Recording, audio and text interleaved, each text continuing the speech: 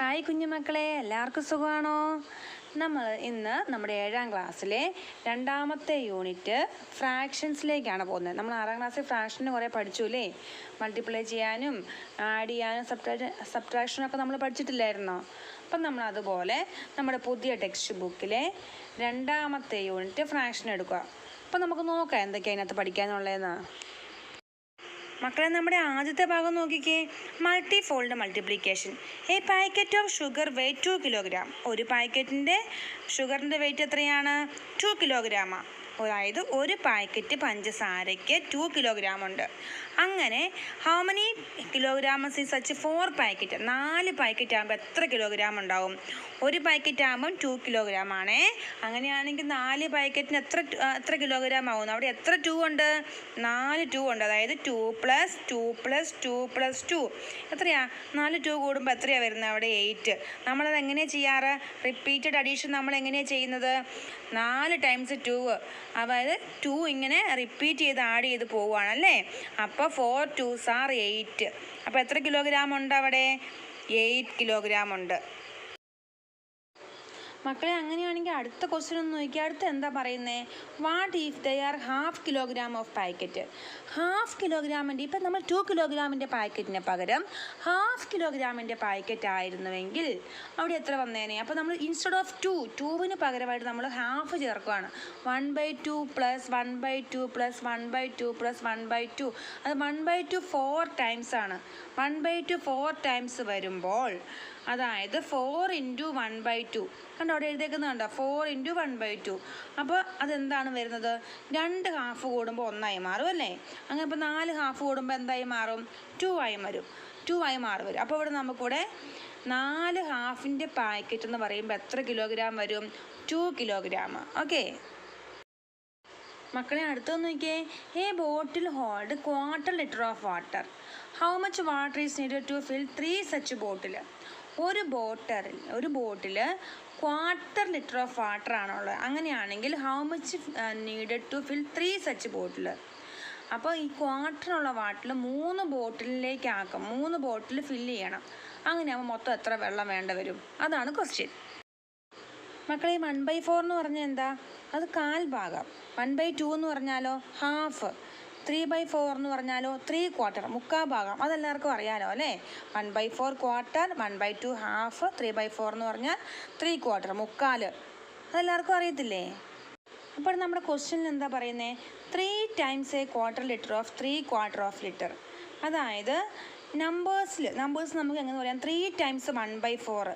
3 times 1/4 എന്ന് വെച്ചാൽ എന്തായിരിക്കും ഉത്തരം എന്ന്? അതായത് നമുക്കറിയാം 1/4 ഭാഗം 3 ടൈംസ് ആണ്. അങ്ങനെയല്ലേ വെള്ളം ഒഴിക്കേണ്ടത്? ഒരു ബോട്ടിലിൽ 1/4 ഭാഗമാണ്. അങ്ങനത്തെ 3 ബോട്ടിൽ 1/4 3 ടൈംസ്. അപ്പോൾ എന്തായിരിക്കും ഉത്തരം വരിക? അപ്പം നമ്മളിവിടെ എങ്ങനെ ചെയ്യുക? 3 × 1/4. എങ്ങനെയാണ് നമ്മളതിനെ മൾട്ടിപ്ലൈ ചെയ്യുക? നമ്മൾ 3നെ ആദ്യം 1 കൊണ്ട് മൾട്ടിപ്ലൈ ചെയ്തു. 3 × 1 3 ആണ്.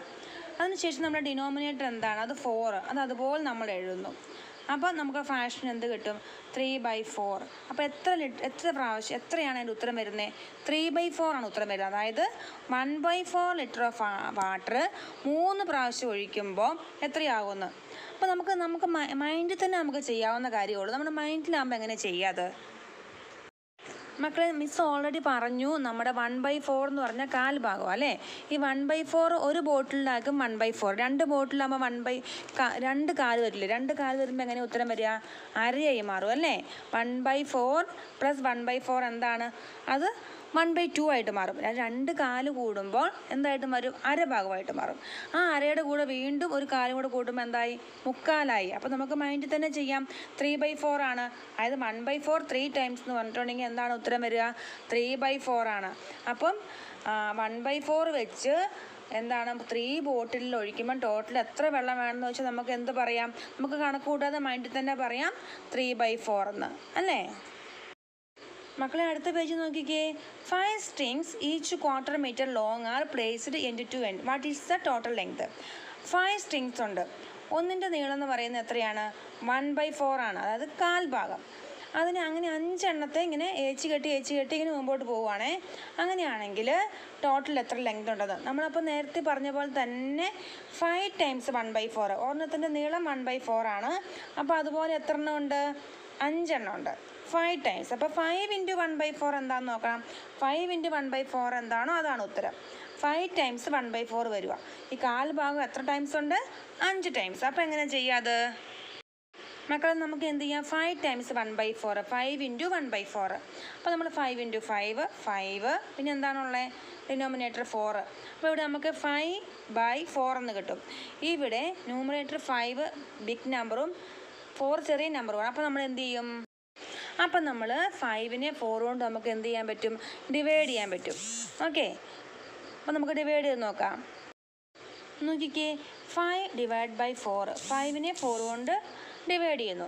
അപ്പോൾ 1 4s are 4, റിമൈൻഡർ 1. ഇവിടെ നമുക്ക് കിട്ടിയ ആൻസർ കോഷ്യൻറ്റിനെ നമ്മൾ സൈഡിൽ എഴുതുന്നു 1. നമുക്ക് കിട്ടിയ റിമൈൻഡർ നമ്മൾ മുകളിൽ 1. ഡിവൈസർ എന്തുകൊണ്ട് ഡിവൈഡ് ചെയ്തേ? 4 കൊണ്ട്. അത് താഴെ എഴുതുന്നു. 1 × 1/4 ആണ് ഉത്തരം വരുന്നത്.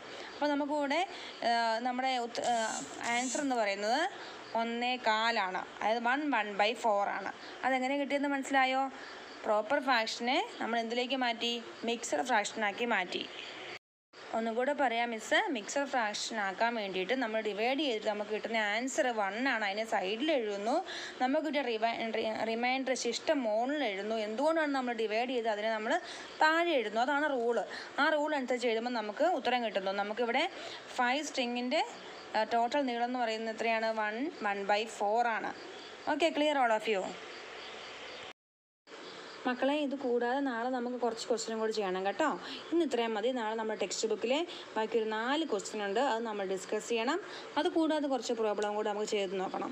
Okay, thank you. Have A nice day. നാളെ എല്ലാവരും പഠിക്കാൻ വരണം കേട്ടോ. മറന്നു പോവല്ലേ.